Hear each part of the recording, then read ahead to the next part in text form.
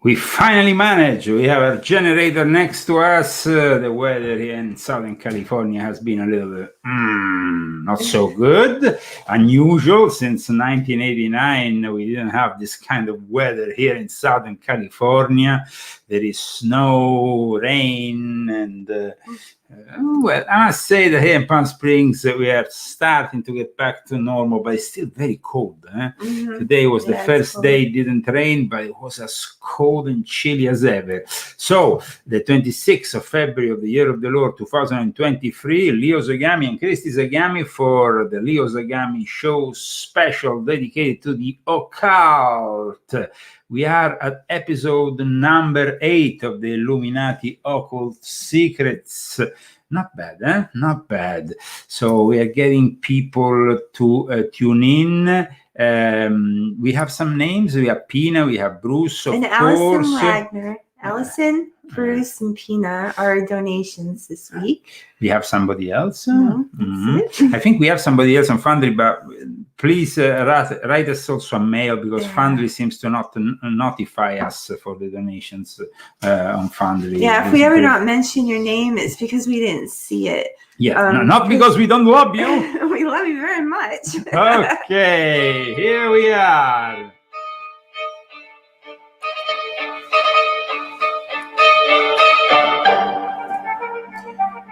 Today we talk about the subject of initiation. So it's going to be a very interesting episode. We had a lot of people writing to us enthusiastically about the last episode concerning reincarnation. Today, instead, initiation, we have had really a lot of interesting how you want to call them, Sunday lessons. Where today we are broadcasting on a Sunday. Sometimes we do it on a Saturday. Next week is Saturday, because of course Sunday is gonna be my birthday.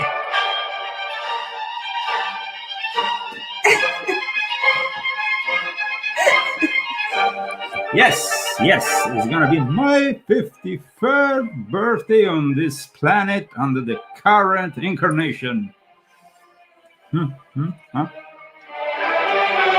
You're looking pretty good. Okay, hello Lisa, hello Blue Juju, Orlando Furioso, Corey, Sukif, Lourdes. We are broadcasting at the moment. Lourdes, Corey, Kevin, Lisa, Tanya, Orlando. I pronounced them Bruce well. is in there somewhere. We are broadcasting on Facebook, on my profile. We're broadcasting on my main English-speaking channel, the Leo Zagami Show, Lesole, and also my main official Italian-speaking channel, Lesole. So here we go. We want to remind all those people interested in supporting our show that you can do it by purchasing also my latest book, Confessions of an Illuminati, Volume 8, as well as all the others, Volume 7, Volume 6.66, Christie's books. Don't forget my book.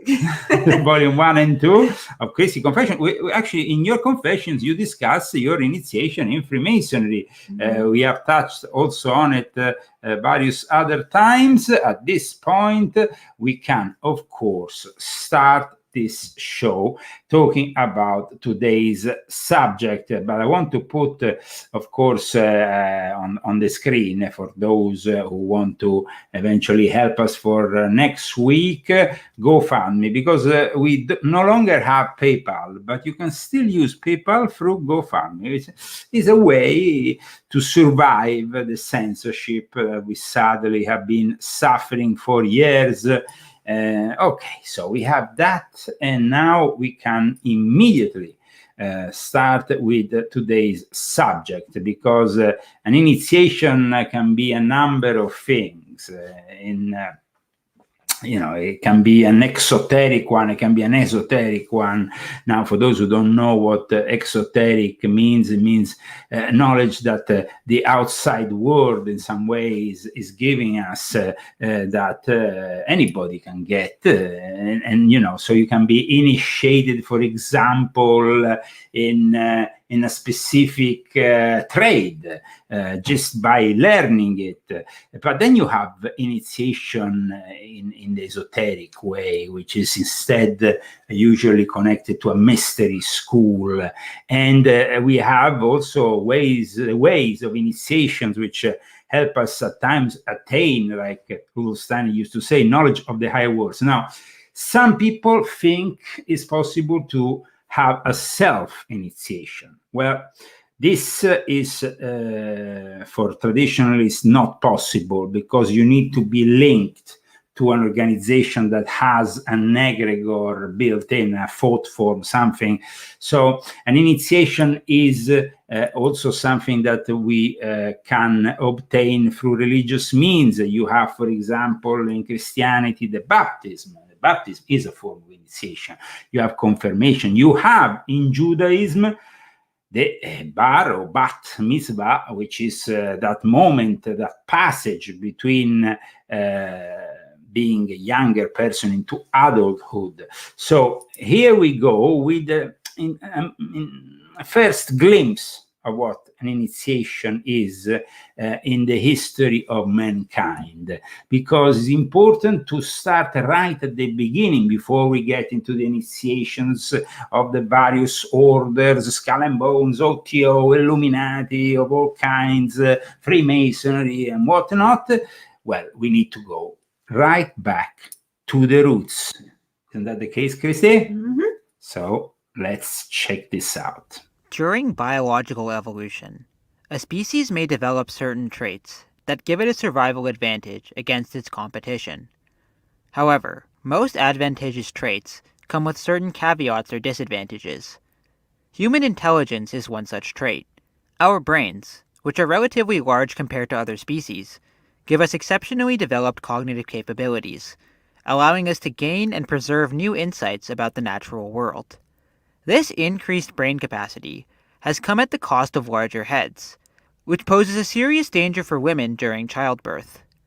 Evolution's solution to this problem is that human infants are born relatively underdeveloped compared to other primates, and, as a result, we are dependent upon others for a relatively long time. This extended period of dependency also comes with a secondary disadvantage. Being dependent upon others reduces the need to become self-reliant and mature, and so many youth tend to cling on to childhood, even as they enter adolescence. Human societies are dependent upon its members becoming competent, and so important cultural strategies have developed in order to facilitate the transition from childhood into adulthood. Nearly every archaic society possesses some form of initiation ritual, with the intended purpose of transforming the child from his blissful existence into adulthood, and the responsibilities that accompany maturity. The need to initiate the youth is also a consequence of the fact that the cognitive evolution of humans has generated a body of information which must be passed on to the next generation. As Anthony Stevens writes, "With the evolution of culture, initiation rituals apparently became necessary because individual willingness to submit to the demands and disciplines of outer reality is not something which occurs automatically with the normal processes of growth.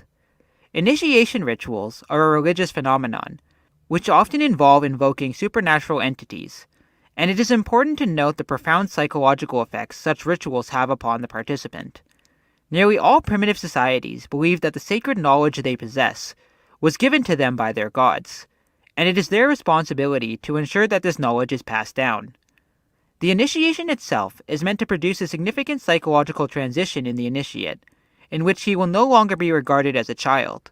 As Mircea Eliade writes, "The term initiation, in the most general sense, denotes a body of rites and oral teachings, whose purpose is to produce a decisive alteration in the religious and social status of the person to be initiated.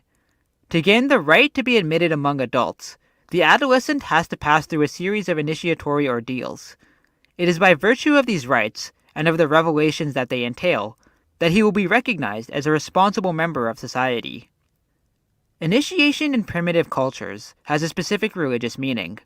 Children in many pre-modern cultures are often not required to directly participate in spirituality, but the initiation marks the point at which the initiate must begin to adopt religion. Since religion and culture are closely bound together, this religious initiation is also a cultural one. Initiation represents one of the most significant spiritual phenomena in the history of humanity. It is an act that involves not only the religious life of the individual. In the modern meaning of the word religion, it involves his entire life.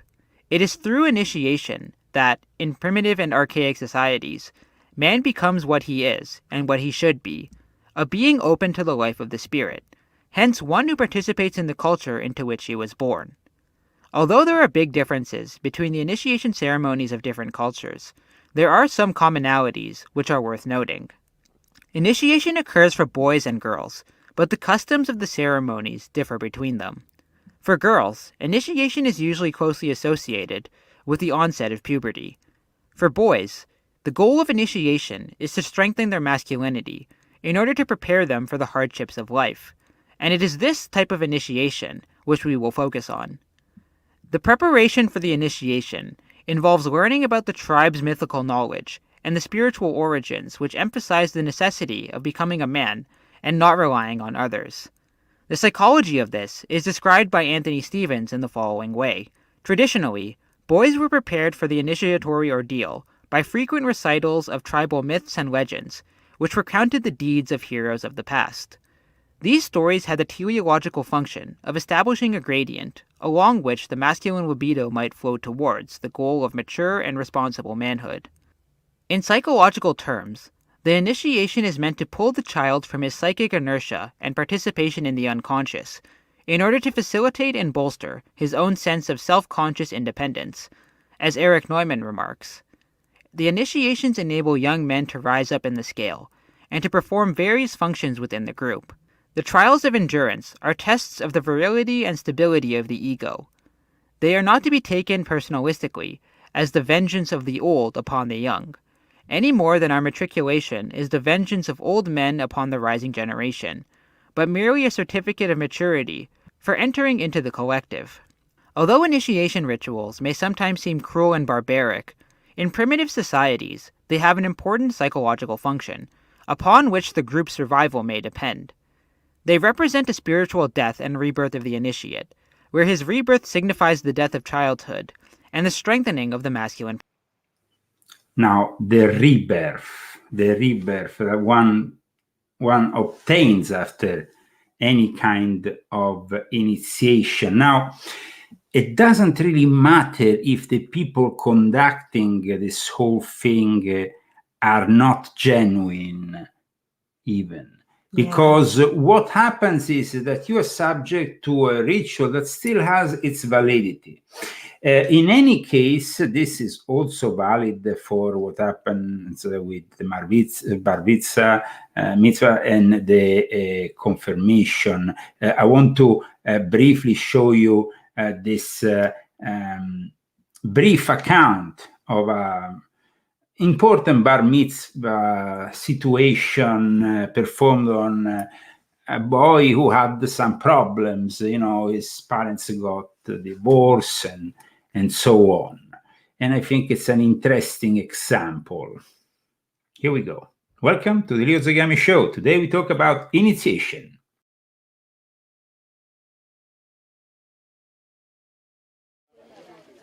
A bar mitzvah, a time of family, friends, celebration. But if you're a child from a home in turmoil, a home breaking apart, it can be a time of sadness, guilt, confusion.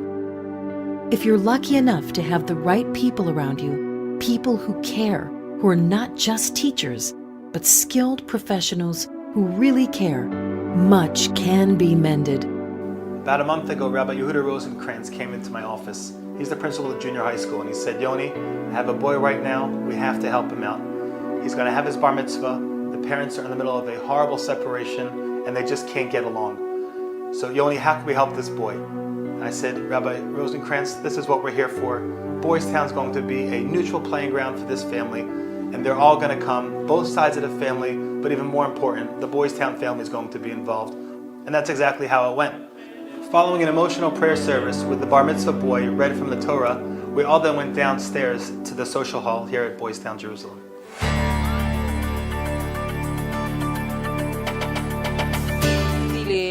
ללכת בקריית נוער, כי אני יודע שזה בית ספר טוב. המורים... So here we have basically a Jewish form of initiation within the community. Same thing happens with the confirmation for Catholics and Christians in general. This is another important moment of being received in society, of being reconfirmed after the baptism.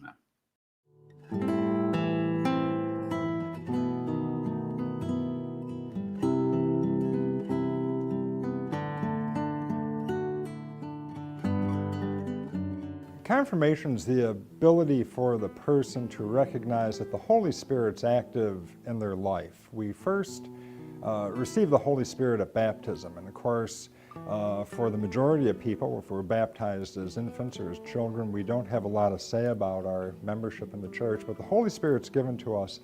But as we reach our mid-teen or teen years, we have the ability to accept that Spirit in its fullness, and that's what confirmation is.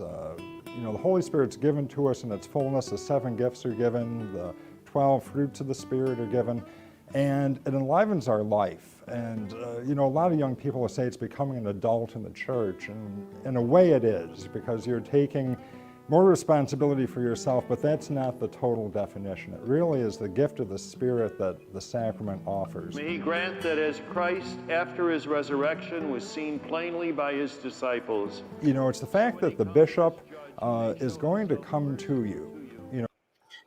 Now, no matter if the bishop is a pedophile, is a bad guy, you're still receiving this important sacrament. See? Just like the previous example when it comes down to the Jewish bar mitzvah. Now, we are here today talking about initiation, and of course, this is a very particular subject, especially for those who have experienced it within the realms of secret societies. Secret societies that we often refer, just generally speaking, as Illuminati. But we can also see it in a comic way.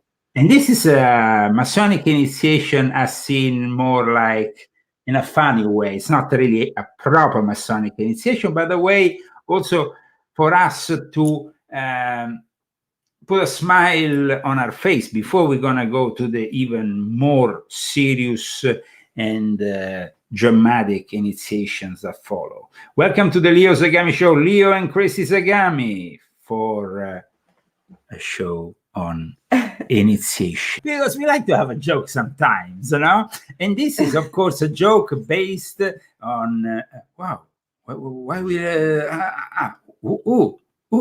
that was a joke too. Did you do that? It's in the humor, it's in the humor. Down the way. Okay. So, of course, we had also a fun moment with some British humor. After all, they were the ones that in 1717 kind of put together the new realm of security in Italy. This is a show that wants to talk about initiation working seriously.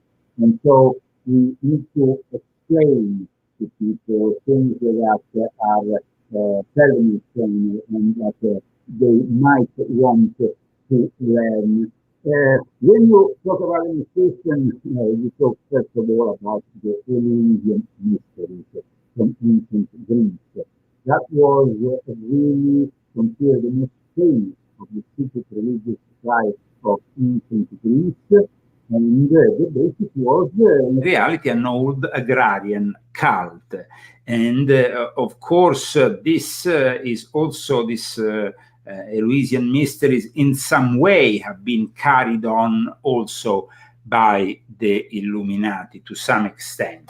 So we have, of course, gone through what is the Western world, but we have also seen initiations in the tribal world, where, of course, they have mostly it's a rite of passage. Now, some people have said, even here in the chat, it's said that in the West, the initiation is kind of abandoned, really. It's something that is abandoned. It's not really abandoned. It's just, it has taken a different, nowadays we have initiation into gangs. We have, people true. get beaten up or... And sororities in college.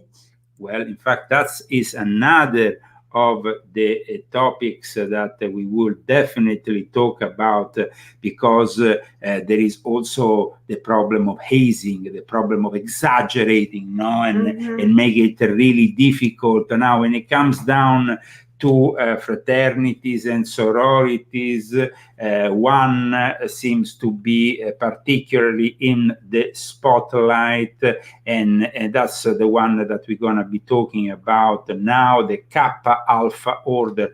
Now, the Kappa Alpha Order describes in this way the initiation. In fact, I'm going to get beautiful Christy to, of course, describe it for you. I have to read. that's when she has to read. That's when she has to read. So here we go, Christy. Your initiation. Now, Make it bigger. we will talk about this controversial Kappa Alpha Order in a little while, but I wanted you to read what is said here on the website about the initiation. Okay. Your initiation. As you approach your initiation, it is natural that you should wonder what it is about it.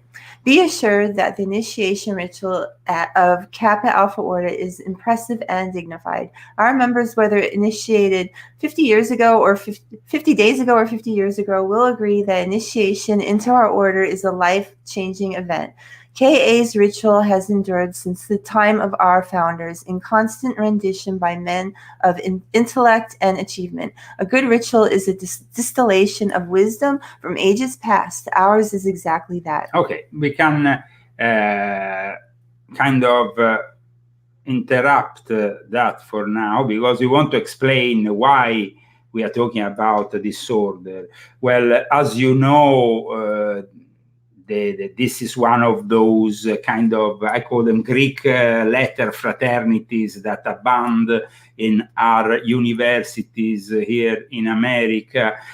You have, of course, the Kappa Alpha, but you have also others that are similar, like the Alpha Tau Omega, the Sigma Nu. They all kind of came along and were founded mostly by Freemasons around the 1860s, and they kind of spread and became very influential. However, in recent times, they have also been criticized, in particularly when it comes down to this, the Kappa Alpha Order. There is a connection with a film which I talk about in volume 8 of my confession, and that is The Birth of a Nation. Because The Birth of a Nation, that film that paraded the KKK as heroes, well, if we go into this publication from 1915 of the Kappa Alpha Journal, they actually present the whole film as great, because it was based on a script by one of their members, and here the KKK is a serious society founded for the protection of men's rights and women's virtue. I mean, of course, this kind of thing these days seems very controversial, and it's also very controversial when it comes down to universities, and we go into university and we find societies like the Skull and Bones. Yes, let's go and check out the initiation of the Skull and Bones, one of the most scary initiation of any university fraternity in general can compare to the Order of the Skull and Bones, though they are on the grounds of a very important university like Yale. It's also a very controversial topic, the Skull and Bones, as we had many presidents who were part of the secret societies, head of the CIA, George W. Bush, George Bush father, John Kerry, who is nowadays still up and running within the Joe Biden administration. So it is definitely an order within the Illuminati network of a certain importance. Let's go and check it out.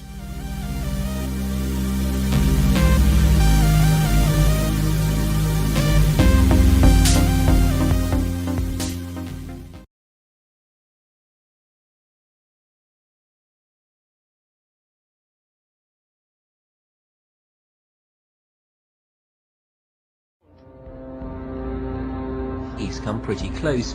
She was part of a team that successfully recorded part of the initiation ceremony that takes place in the tomb's courtyard. Okay, you have the doorway here. Yeah. Okay, then to the right you have a hedge, and then Yeah. you have an evergreen tree. If you follow that line straight back, courtyard's in there. Ah, okay. So that's where they have the ceremonies in the outdoor part of it. Part of it was indoors. So we only got to see the outdoor part. Right. We only got to, and to listen to the outdoor part. God only knows what went on indoors. And what did you hear? What was it you know? You managed to get this unique It was access to it. disgusting. It was gross. I mean, they were pretending to murder people. What was the tone of it though? Was it jokey or was it Vicious. quite... No, it wasn't jokey at all. It was sick. It's about the only way to describe it. It was sick.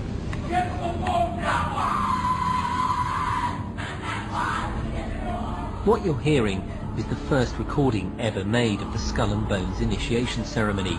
It has never been broadcast before.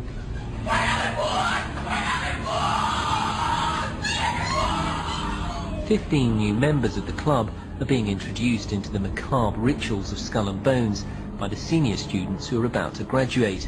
The club has what some might see as a strange fascination with death, skulls and bones. There's the chants too, difficult to hear first of all, but including the devil equals death, death equals death.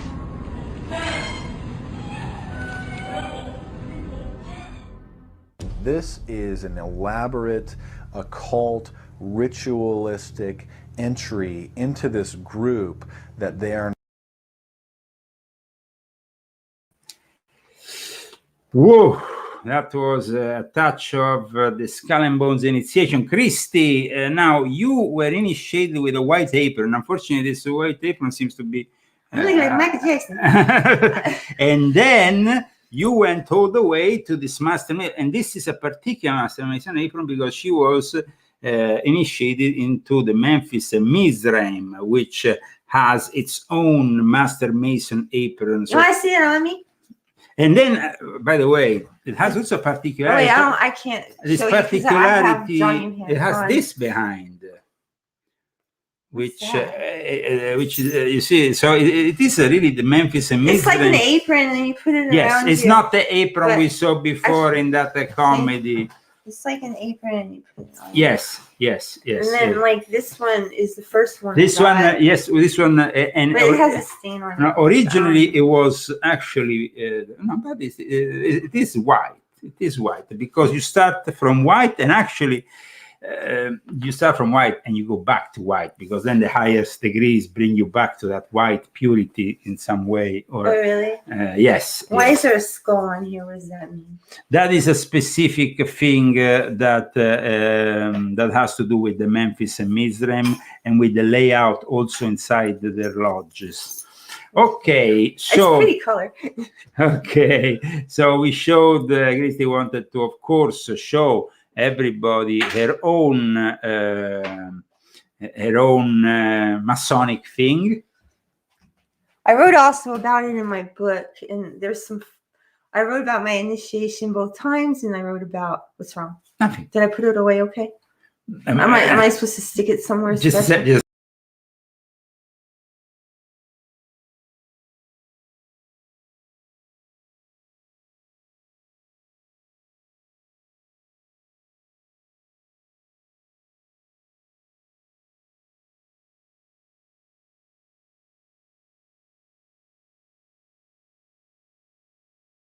I just wanted to fix it better. Okay, The lamb skin apron, like Corey said, represents purity. Also, the white gloves are, of course, important because you are dealing with the royal art, and of course you want to touch everything, but with the sacred respect that, of course, all these instruments, jewels in the lodge have. In any case, and it was all very Christian. My whole initiation was very, very Christian, the whole thing. So anybody that's saying that it's satanic, I mean... Well, actually, you were initiated in the Church of St. Edmunds in the center of the city of London, in the area where the financial area... It was really amazing experience. So, I mean, I felt very close to God when I was doing it. So people say, oh, it's satanic.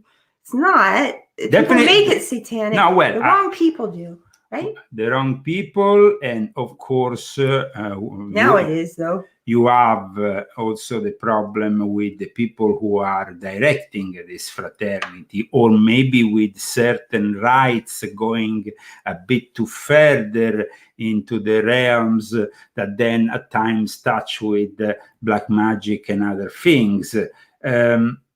However, I must say that aside from this, Freemasonry can offer also a great experience for the modern man that wants to still live the initiation. Initiation is something that obviously then later on has to be followed by your internal work.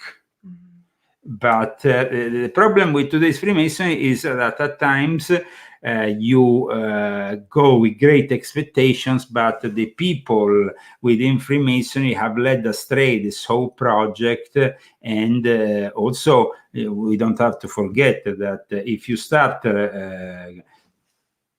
if you start filling up your lodge with occultists, well, then you might really have the perfect ritual in your lodge, but it is polluted by this interference.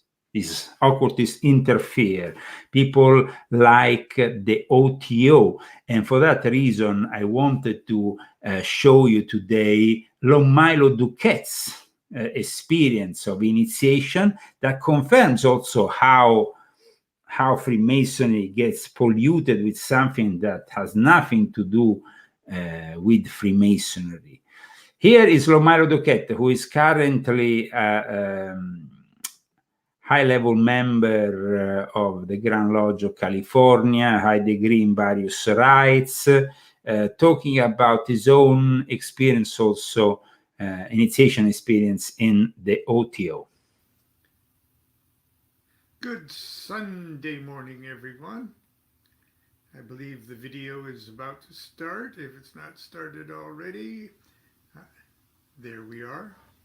Good morning, good Sunday morning, and welcome to Sunday School.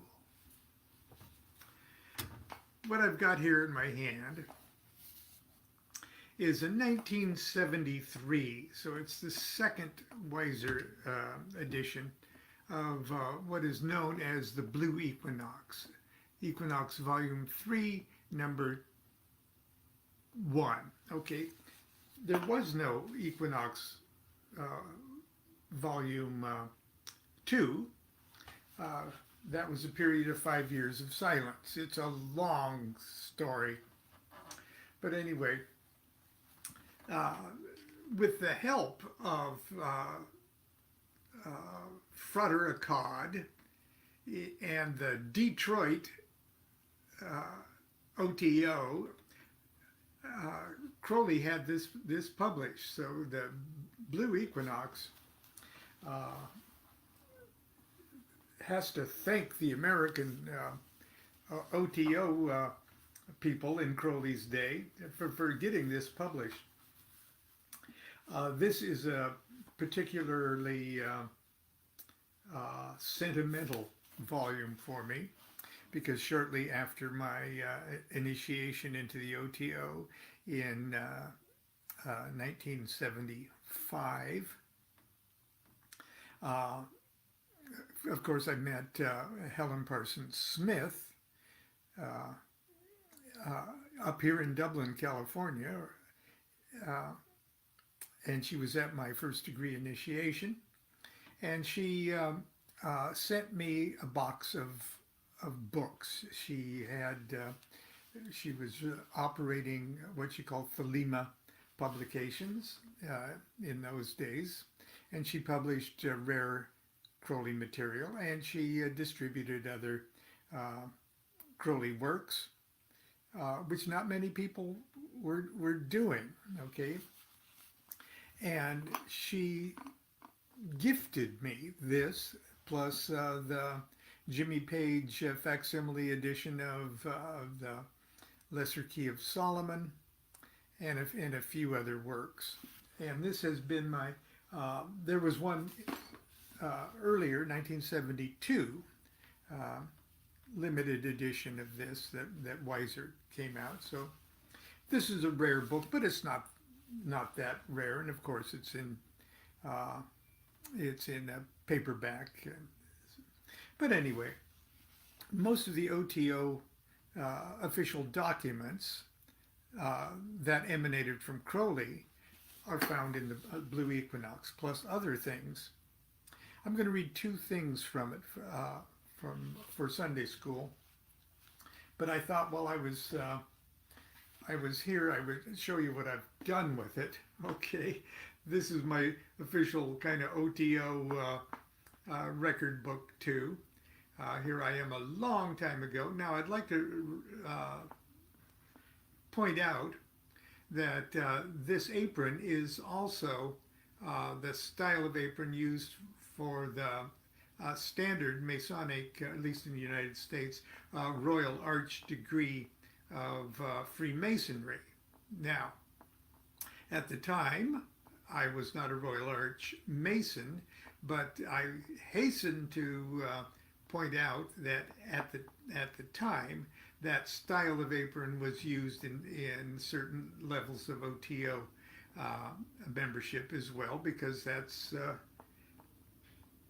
how it was done in Crowley's day, or how he dictated that it should be done in his day. So, and there is a record of my initiations into the OTO and the dates and everything else, and it goes on to this page here. And in the back of the book, I've got another early photograph of me in certain OTO regalia. And I've got my EGC, or my church credentials, also listed here. There, how we do it? There we go, in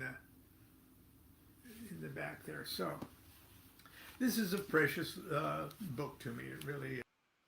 So, of course, here we see Lomairo Doquet, current Deputy Grand Master of the Ordo Templi Orientis. As you can see, there is a direct link with Freemasonry. They were even using Masonic aprons right at the beginning, before they then founded, I think, in 1977, their first Grand Lodge. You can find the whole story in volume 8 of my Confessions, aside, of course, of volume 1 also.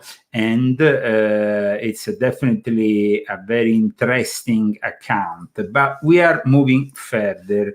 Today we are discussing the subject of initiation. And of course, when it comes to initiation, you see, the OTO, for example, is rather conscious of the fact that each initiation provides with an opening of one of their chakras. But when it comes to Freemasons, the only guy who started to talk about this a long time before the OTO, in reality, in fact, the OTO, as well as other formations, are definitely in debt with this gentleman called Johann Baptist Krebs. Johann Baptist Krebs was born in 1774. He died in 1851 in Stuttgart, and he was an opera singer, but he was also a pedagogue, a Freemason, and esoteric writer. What did he write, which is so important, which I'm actually citing from one of my books here, is the fact that, you see, when you get initiated in Freemasonry, you are touched. you are moved around, you are blown Yeah, air on. Yeah. Now, each one of those elements is actually specific to parts of vivifying, here it says vivificazione dei segni e delle prese. It's basically, that's why you cannot do a self-initiation into Freemasonry, because they are transmitting you something, and of course, the fact that they are transmitting you something is opening you up. Now, this can be positive as well as negative. For example, in the case of the OTO, after they are also invoking elemental entities, or in the case of other initiation which I was subject to, like a Fraternitas Rosicruciana Antigua, they were using the great papyrus of ancient Egypt, and they were blowing air ptah on me, and this was also, of course, demonic, and I had to later get exorcised from it. The same with the OTO initiations. Don Milo looks, yes, like a benign grandfather, but suddenly he's on the wrong side here of history, because he decided to promote Aleister Crowley as something that is innocent, when we really know he's definitely not. And if somebody says what is, apart from Milo being a leftist and a Bernie Sanders supporter, he is a typical manipulator. In fact, he has collaborated with the CIA programs of mind control. So, I mean, it's not as innocent as it seems. So this Baptist Krebs has definitely written and explained for the first time to Freemasons that were doing this initiation what was happening in the moves, in touching this part of your body rather than the other, and the fact that you are basically you have also the importance of the breathing during Is the that one of your initiation. magic books? Well, yes, this is a book, Introduction to Magic of the Gruppo di Uro. What is that? No, that is simply so I can now there is some similarities definitely also when it comes down to breathing, with Hatha Yoga, with of course the fact that you have various parts of the bodies that are reawakened, the heart. When you have, for example, simply in Freemasonry, you have, of course, this is the first degree, which symbolizes also the cutting of the throat, but is also something that is in a way liberating you and gradually brings you to talk, because you are not able to talk as an enter apprentice. So then later on you are tearing your heart off, but the heart also has a specific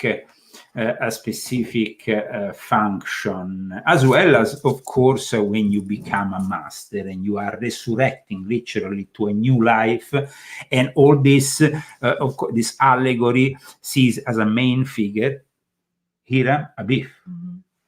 And you had to study a little bit, Christy, between the degrees. Don't ask me now. I learned all of it.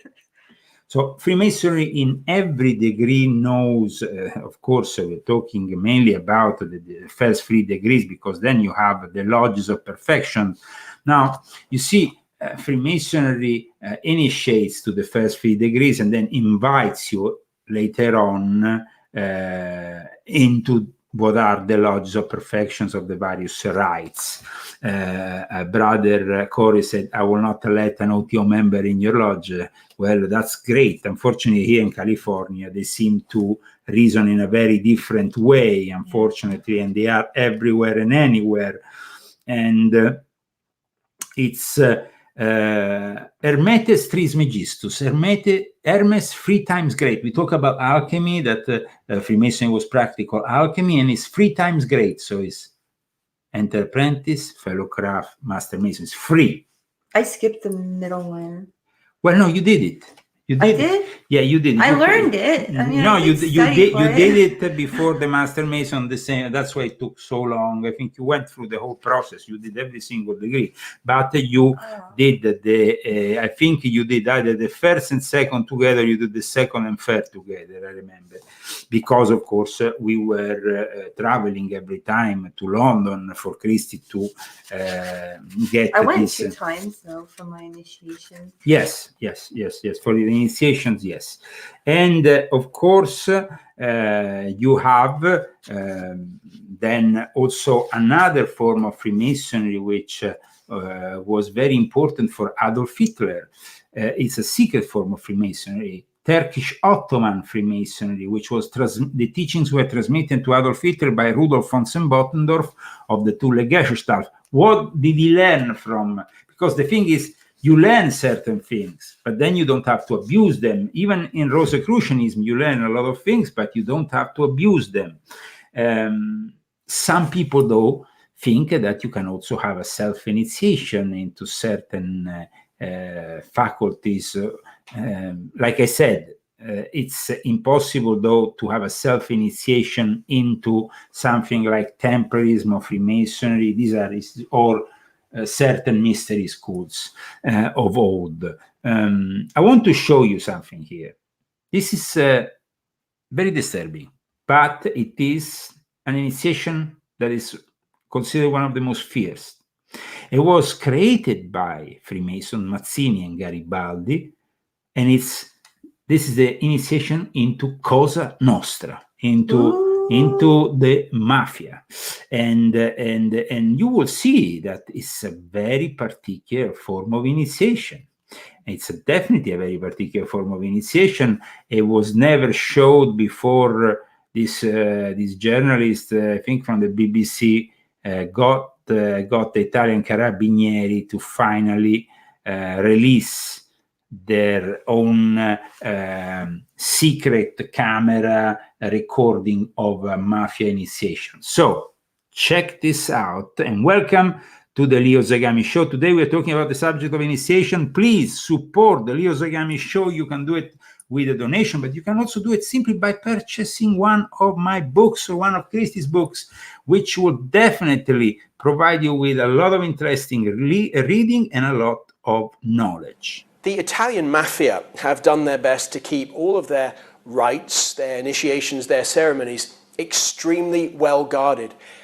We've been able to hear about their initiation ceremonies only in court. We've got testimony about what happens in those ceremonies, but we haven't been able to see what those ceremonies actually look like. Well, now that's changed because the Italian police, the Carabinieri, in a 2-year investigation, have been able to film one of those ceremonies, and they've released this video. The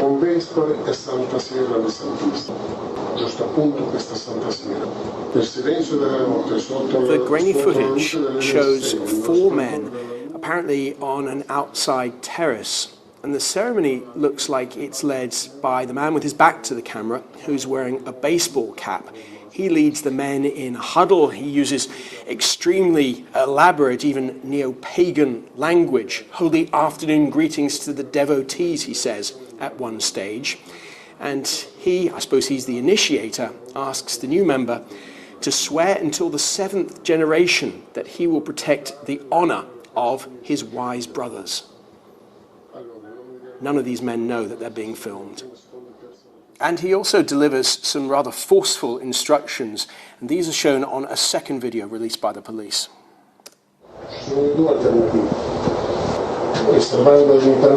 This video looks like it's been filmed in a different location, and the initiator tells the new member, if you're careless, essentially you've got 2 options. Either you've got a cyanide pill, and he looks like he pushes a gun in front of the new member and says, or you've got the gun, and make sure always to leave 1 round in the chamber for you. And the initiator ends this particular video with a final request. If anyone asks you where you're from, you've got to answer, my father is the sun, my mother is the moon.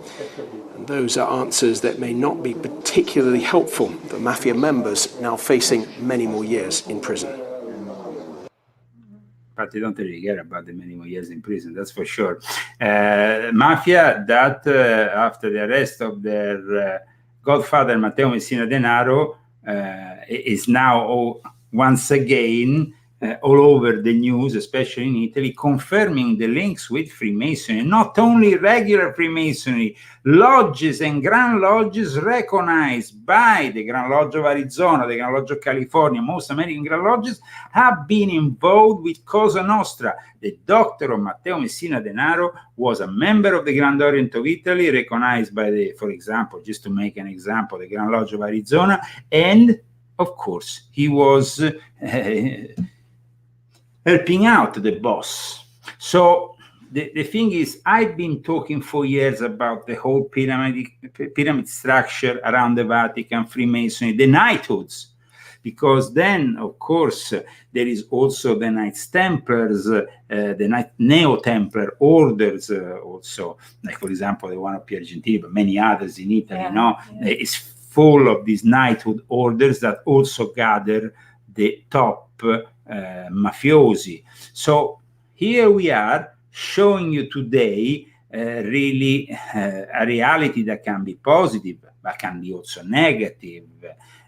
We have, of course, these initiations that are also part of one's tradition. In Ethiopia, we have the Hammer tribe ceremony of initiation. Here we go. Check this one out.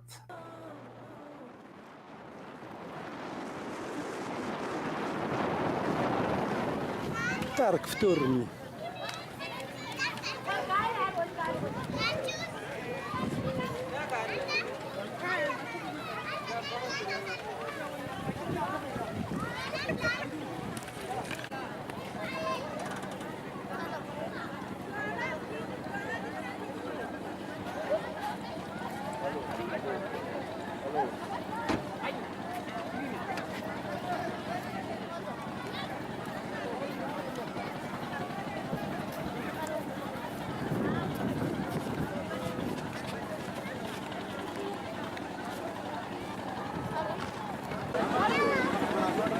Hamerowie.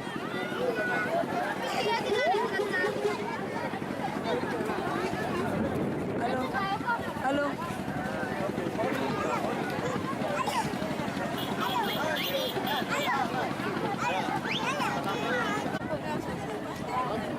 Targu Hammerów.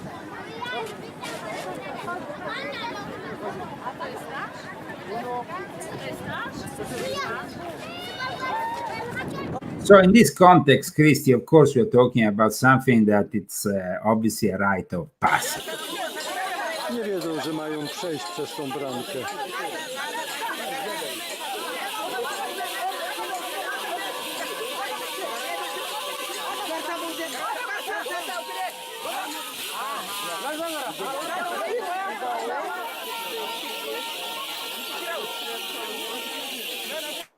In this case, it includes also their animals, which are probably their main source of living. You know, it's definitely an initiation from an agricultural background, let's say, in Africa by a tribe.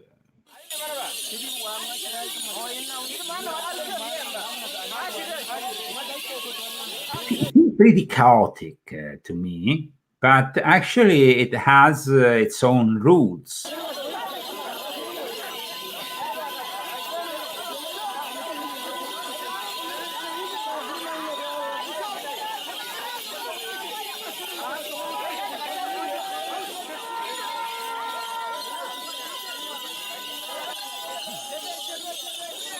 Seems like they're initiating also the animals, not only themselves. Now, what I'm about to show you is an incredible initiation within the US Navy. It's an initiation that used to take place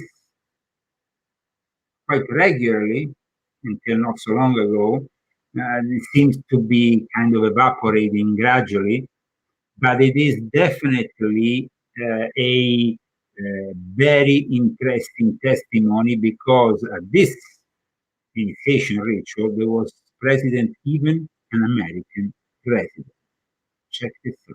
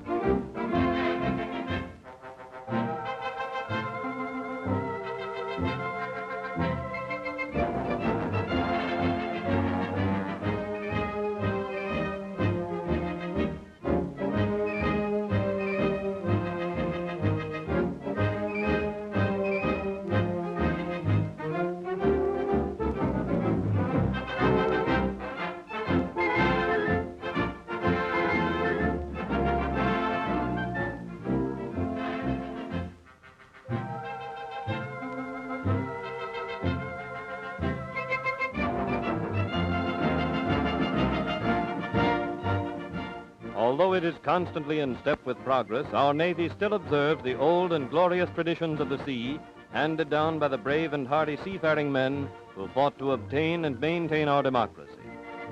In memory of the cause for which these men lived and died, a modern man-of-war pauses for a brief time, and in a traditional manner the ship is dressed from stem to stern with flags as a salute to the symbol of liberty which all true Americans love and cherish.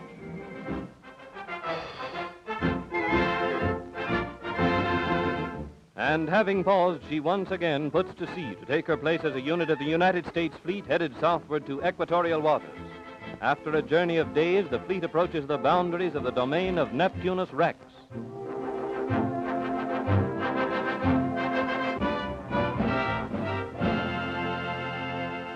Though the weather is tropical, pollywogs in heavy winter clothing and using boxing gloves for mittens are detailed to keep a sharp lookout for Davy Jones, the royal emissary.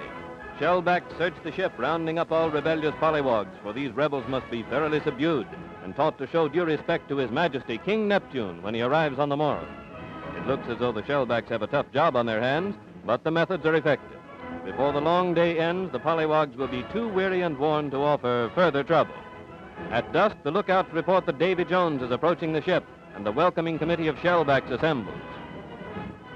Davy Jones, with his royal retinue of deputies, boards the ship, and the subdued pollywogs and landlubbers are held in readiness by the shellbacks for his royal pleasure.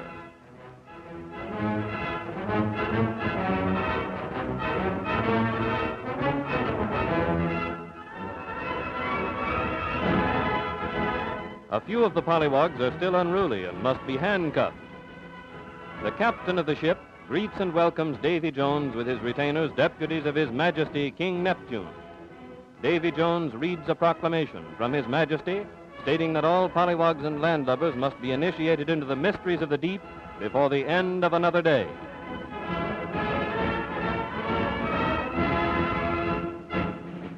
His deputies take their stations and from well-filled bags produce royal subpoenas to issue to all pollywogs and landlubbers.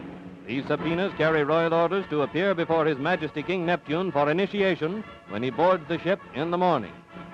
Dawn breaks. The great day is at hand. Shellbacks are exuberant with expectation, the pollywogs apprehensive with misgivings. His Majesty King Neptune, ruler of the deep, who recognizes no rank among pollywogs, arrives on board to receive a salute from pollywog junior officers. His royal retinue of strange denizens of the deep leave their seaweed homes and threaten the pollywogs with leers of sadistic glee.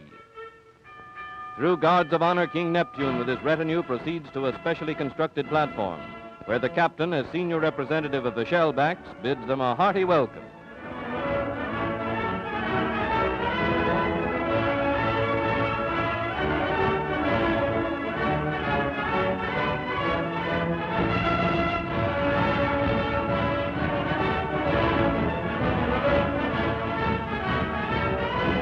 King Neptune receives command of the ship and immediately orders that his flag, the Jolly Roger, be hoisted as a warning to all seafaring men. The ancient ruler of the deep goes modern. With a microphone, he welcomes all shellbacks to his domain, warning each and every pollywog that he intends to be as severe as he can for their offense of entering his domain. But if during their ordeal they prove themselves to be true men of the sea, he will be glad to welcome and acknowledge them as tried and trusty shellbacks.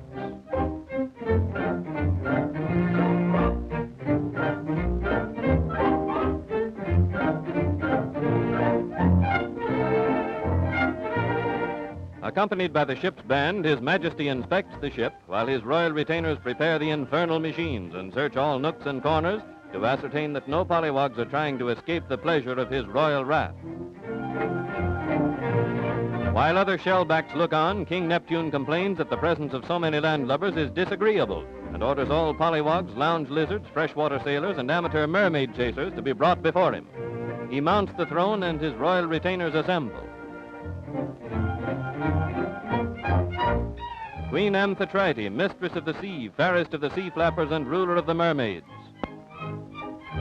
The royal navigator, charter of ocean breezes, controller of sea currents, and keeper of the keys to Davy Jones' locker.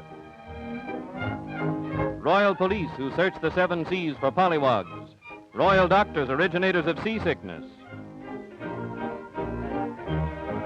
The royal undertaker, who views the pollywogs with malevolent satisfaction.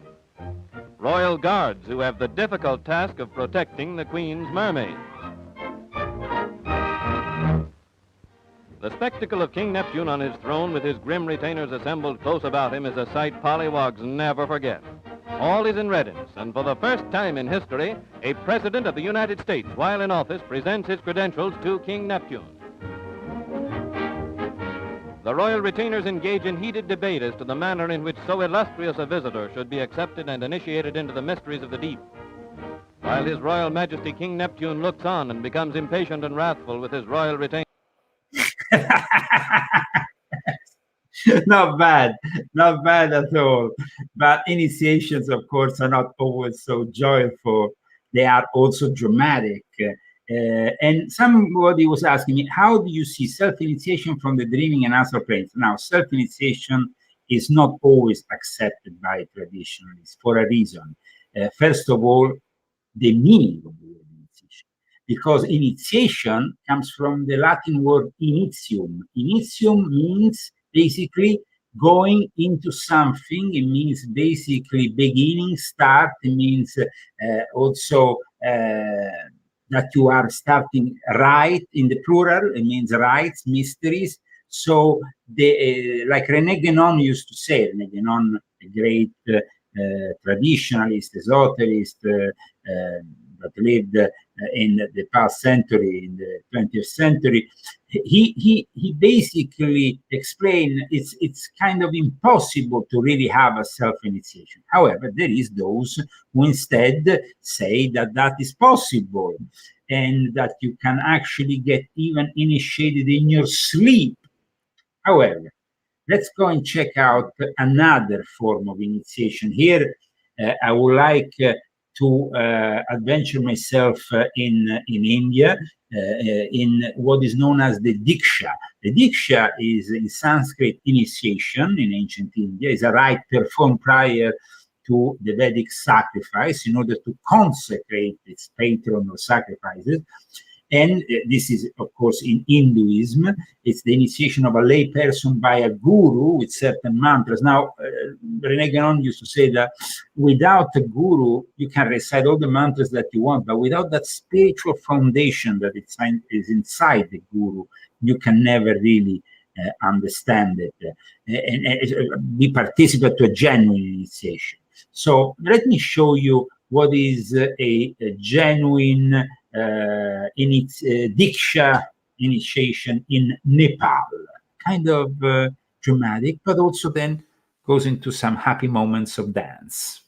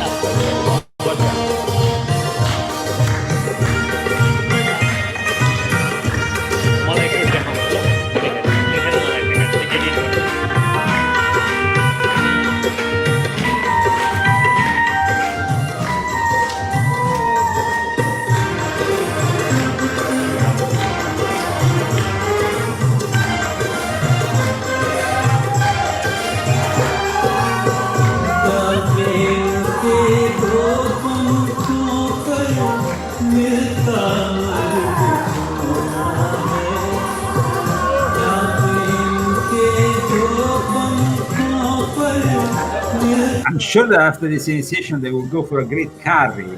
But in any case, what is the significance of initiation within this tradition is well described by a guru that's been around for a while, Sadhguru. Yes, he's been around from the early 80s. He has his own ashram, and he gives what I think is a good explanation to their Hinduist way of getting initiated. Welcome everybody to the Leo Zagami show. Me and Christy have been introducing you to this Illuminati secrets for now 8 episodes, and today we're talking about initiation. So let's go and check out Sadhguru and his explanation around the importance of initiation. Isn't that is that good, Christy? What do you think? Huh? Let's listen to a guru. It's difficult to be a guru these days, he says. No instruction in it. Initiation is just an induction process. It's an energy process. But we have to talk about energy, you know.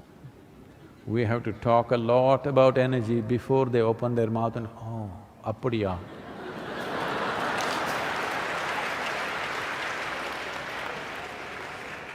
Tough times for gurus.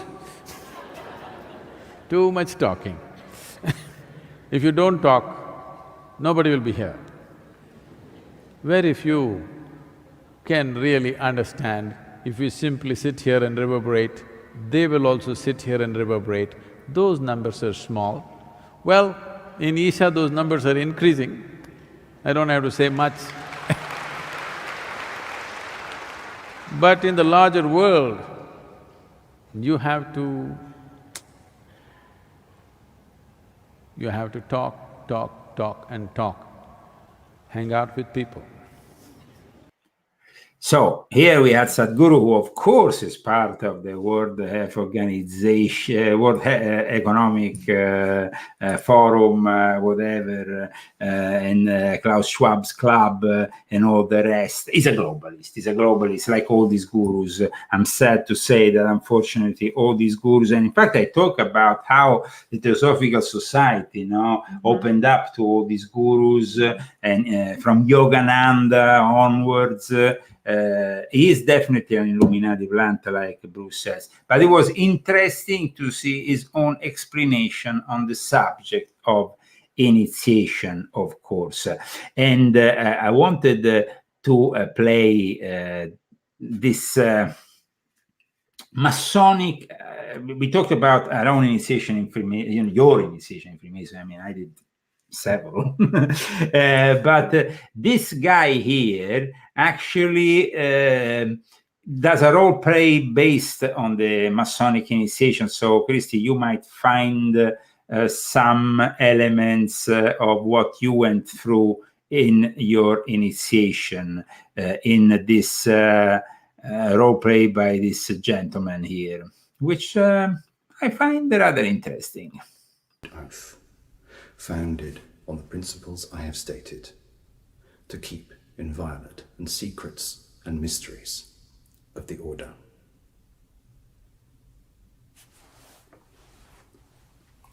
Answer. I do.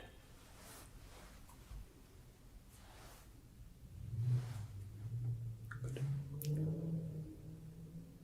Then you will kneel on your knees, formed in a square. Give me your right hand, which I place on our constitution.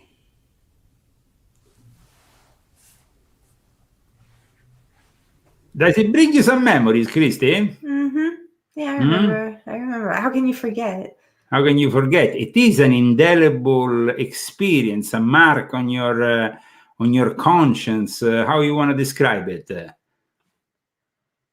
That's pretty good. The way you described it is pretty good. So help me, Universal Grand Architect, and keep me steadfast.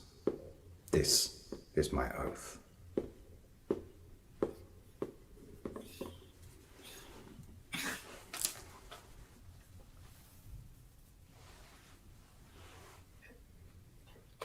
And of course, we go through the oath, and then you go through the other part, which is the obedience part of this whole initiation ritual. This, of course, is not an actual initiation, but rather an enactment of it, but rather well done. Still, as a Freemason, there are other excellences of character to which your attention may be peculiarly and forcibly directed. Amongst the foremost of these are secrecy, fidelity, and obedience. Secrecy consists in an inviolable adherence to the obligation you have entered into. Your fidelity must be exemplified by a strict observance the constitutions of this fraternity. Your obedience must be proved by a strict observance of our laws, our regulations. And, as one last general recommendation, let me exhort you to dedicate yourself to such pursuits as may at once enable you to be respectable in life, useful to mankind, and an ornament to the society of which you have this day become a member. Any memories, Christine? I remember some other stuff more than that. Yeah. I guess that it was an experience, because you went also through the chamber of reflection, which is actually typical of continental Freemasonry.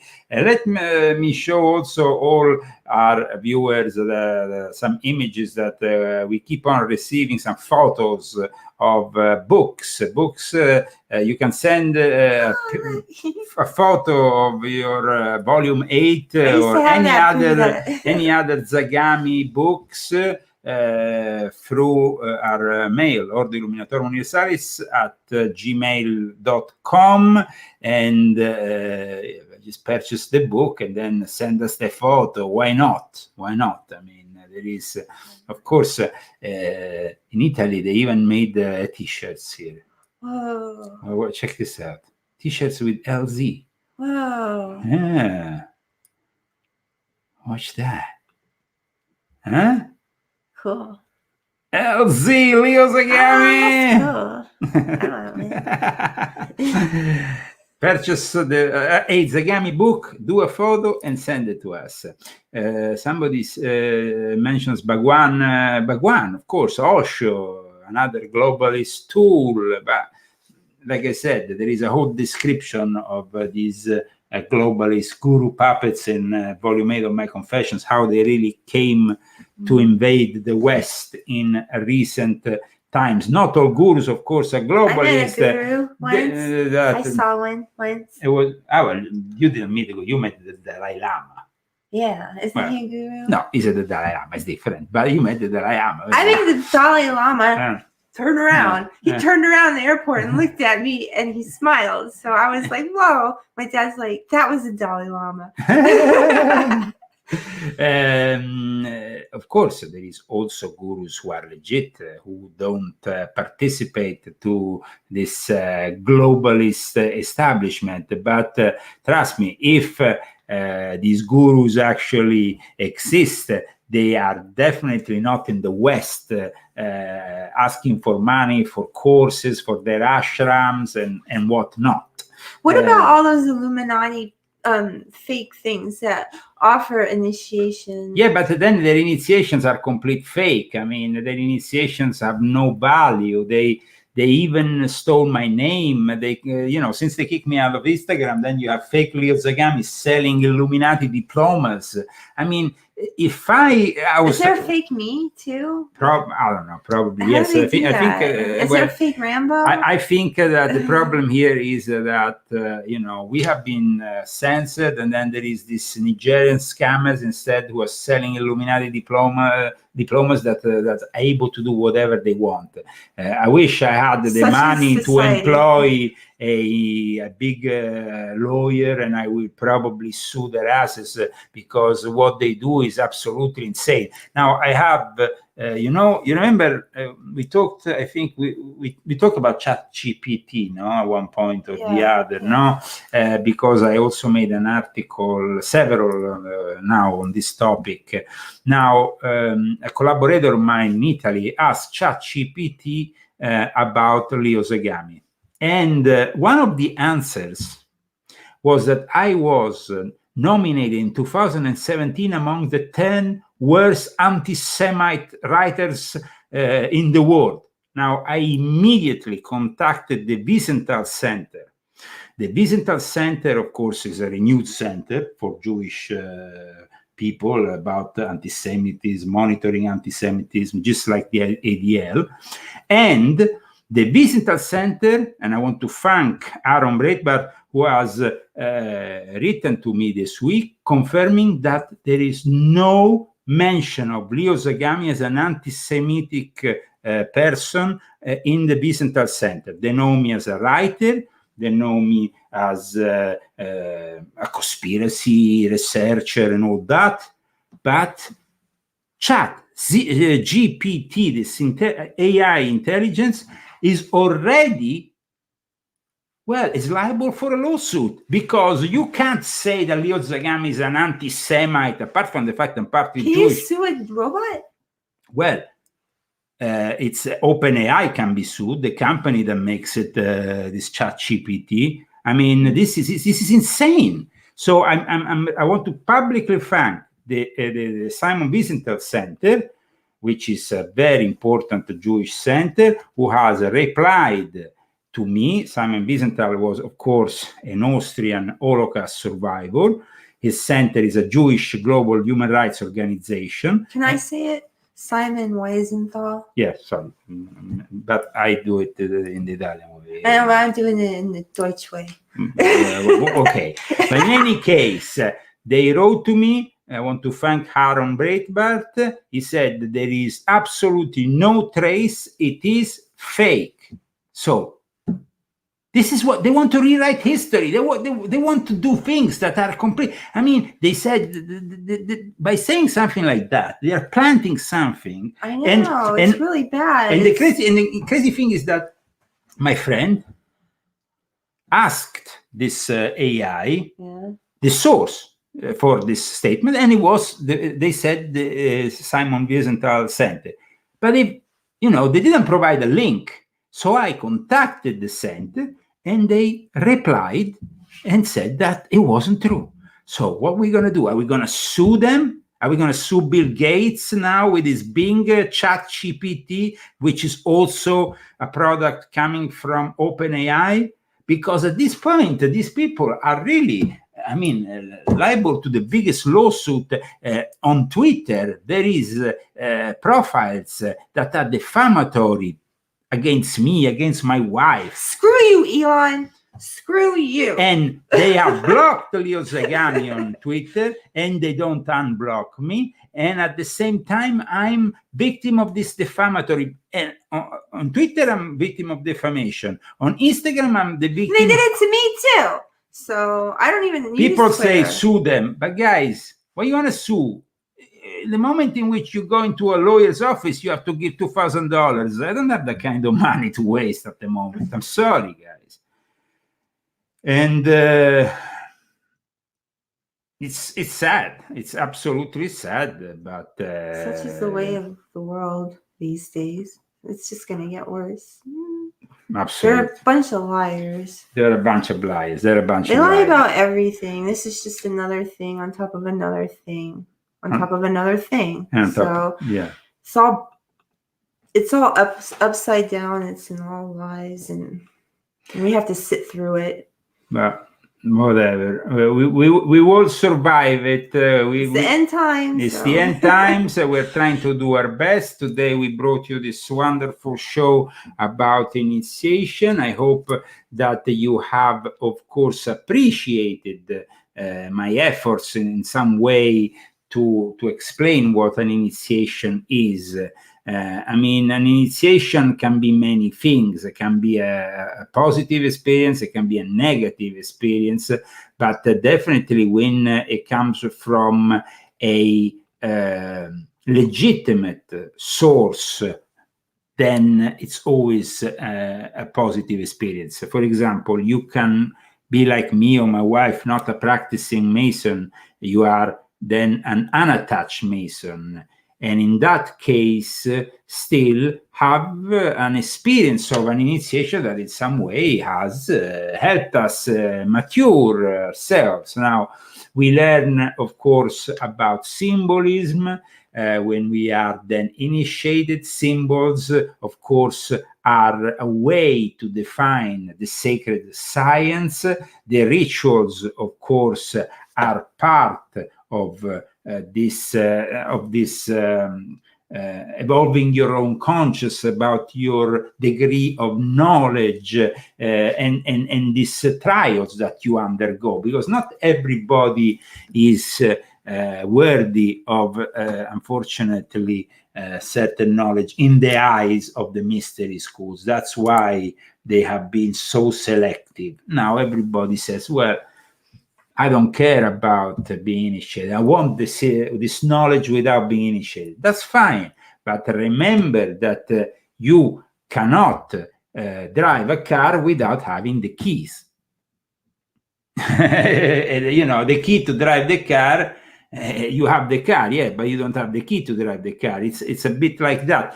The fiat lux, the initiatic light that is transmitted, the spiritual influence, the illumination, if you want to. And then another thing about initiation, in some orders, of course, it accompanies, it's together also with an initiatic name that you choose. A lot of people then, you know, even the Pope, for example, he arrives to the Petrine ministry, Jorge Mario Bergoglio, and he calls himself Pope Francis. It's not his name. It's the name that is given upon being bestowed this initiation into the Petrine throne. I have a question. Yes. Are priests initiated into... Well, of course, the priest has to lay down completely on the ground and has to go through a ritual. And that is in itself an initiation of complete, when he lays on the floor, face down, completely like this in front of the altar. They put them in front of the altar like this, and they are receiving, they are being subject completely to the will of God. Somebody's asking you, what is the Great White Brotherhood? Well, that is a subject for a whole episode, maybe in the future. But some people have claimed that they are part of the Great White Brotherhood, but in reality, they were pretty black. I mean, Crowley used to claim he was part of the Great White Brotherhood. It is something that kind of manifested, especially within the Theosophical Society and all the milieu, whatever orders and groups that the Theosophical Society in one way or another created. The great mysteries, of course, that are given to people, the initiation can, like I said, people can have an effective initiation, but they can have also a virtual initiation. But in the end, you have to always work on yourself. Is when you go into the Masonic temple and you are in a Continental Masonry, you go to that room where you went, that vitriol, that visita interiore rectifica, that visit yourself inside yourself and and find. I had to find myself for a long time. You stayed there for a long time in front of a skull. Yeah.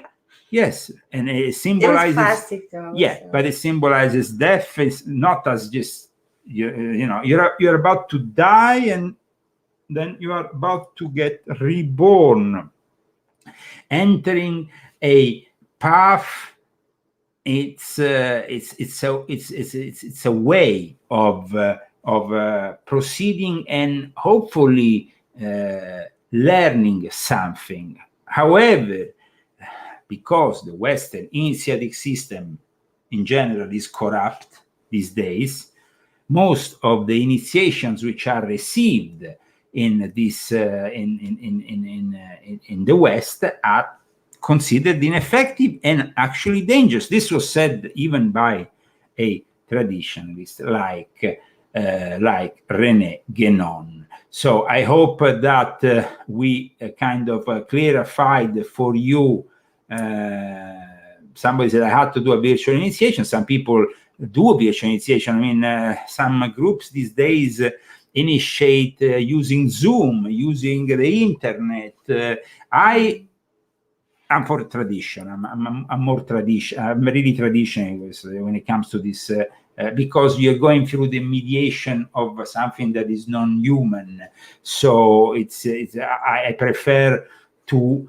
You see, we talked about touching, breathing.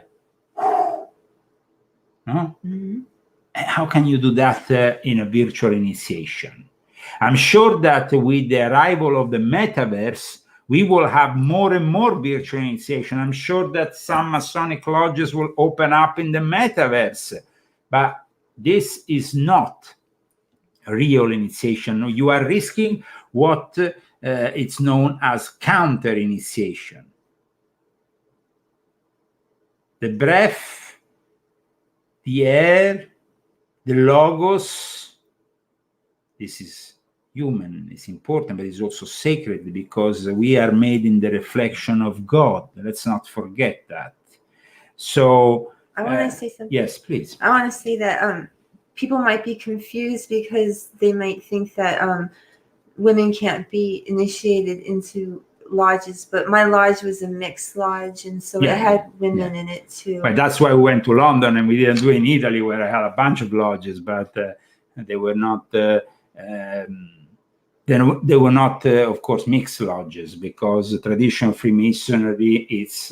But there was traditional Freemasons. Yeah, no, there. absolutely. In fact, they were members of the United Lodge of England, just to demonstrate once again at times the hypocrisy. No, these days the United Lodge of England accepts transsexuals, women who have become men who have become women, but they don't accept women. I mean, it's just insane. No.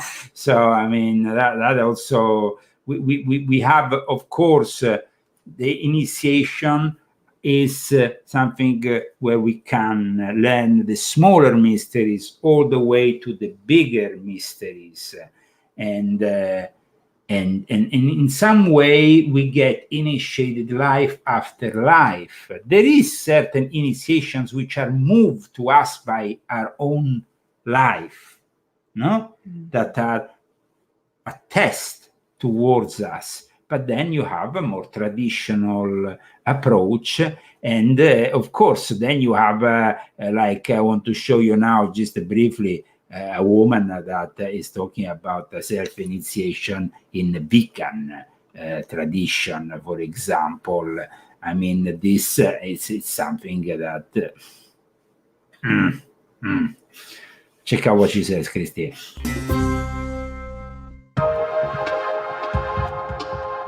There is a very lovely ritual of self-dedication in the back of witchcrafting, but it's and you can use it literally, but it is there really more as a model.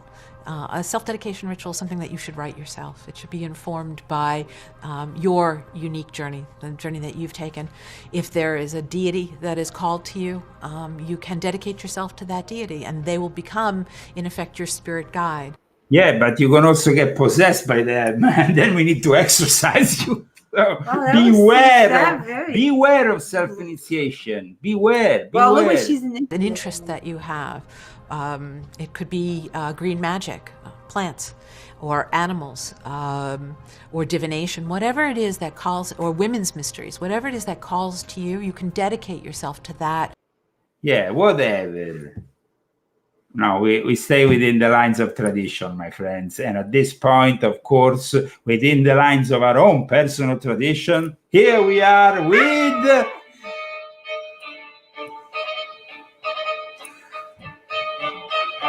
I hope you enjoyed today's show. I'm not waking him up because I woke him up last week and it was a big mistake. I had to take him out. It's cold outside. And it's cold out there. It's cold outside. It's really cold. Okay. If you want to support this show, you can do it through Fundly, through GoFundMe, and through Cash App. You find all the various links, of course, in the description of this video. And thank you so much for those people who have already helped us with their sponsorship. That would be Allison Wagner, Bruce, and Pina. Yes. And if we don't see your name, it's because Fundly isn't showing it. Yes, so if you have donated through Fundly and you want to make your name known to us, please send us a mail at ordoilluminatorumuniversalis@gmail.com.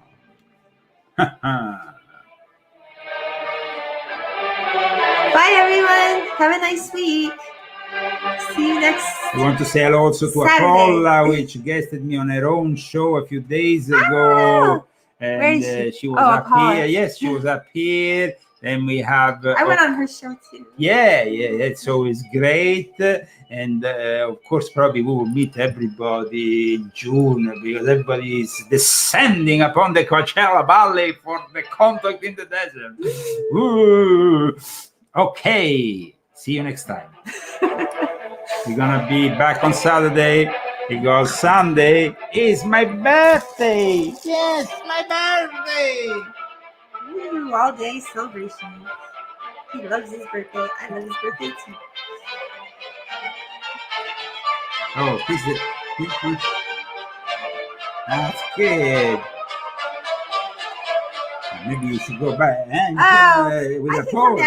Definitely, that would be great. This time I'm gonna save the video for posterity before it gets erased. Just let me know when you want me on and I'll come on. And from Palm Springs, California, that's soul and a little bit more.